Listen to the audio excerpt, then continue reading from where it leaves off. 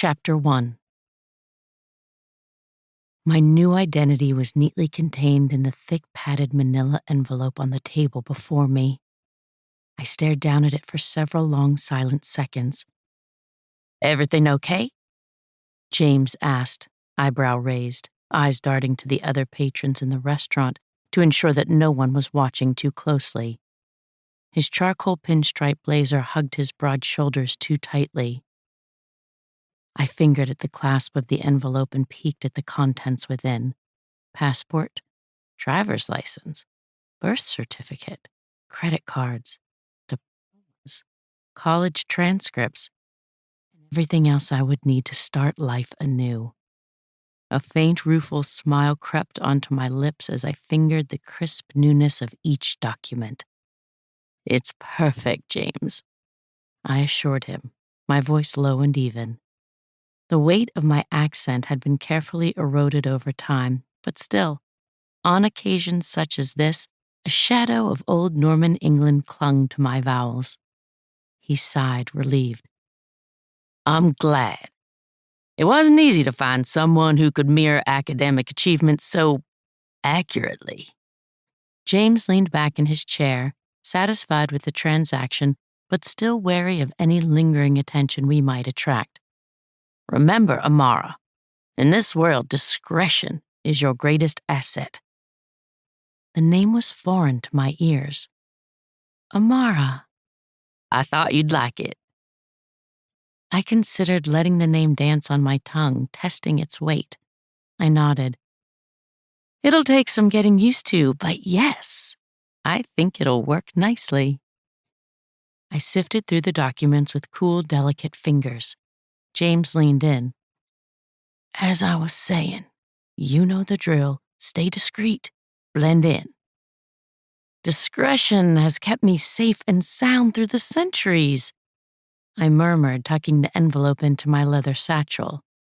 The oceanside cafe around us buzzed with the hum of mid-morning chatter and the clink of glassware. I glanced through the window at the waves rolling in and receding on the beach. The thick gray skies of the Pacific coast were a comforting blanket. I had called this part of North America home for nearly a century. The solitude and vastness of the wilderness had appealed to the reclusive side of me. I had been able to exist with minimal attachments. But it was time for a change. "Are you sure you're ready for this?" James asked in a low voice. "You could easily carry on as you have for, well, indefinitely, I suppose." I nodded. "I know that. But I'm ready for something new, an adventure. I've been the recluse in the woods for far too long." I smiled to myself and leaned across the table to ensure that only he could hear me. What good is eternity if I don't live a little? James shrugged. "You're the boss. So give me the quick rundown." "Your name is Amara Thornton. You are a historian specializing in the late medieval and early Renaissance periods. You also have a master's degree in British literature.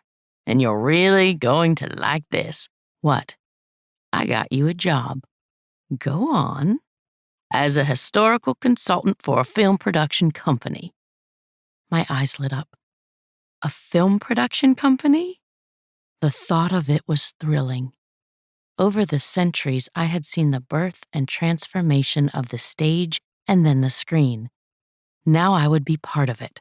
Here was a chance to put the centuries I had personally seen into something tangible, something that could transport others back in time as I could venture in my mind. "That sounds brilliant, James."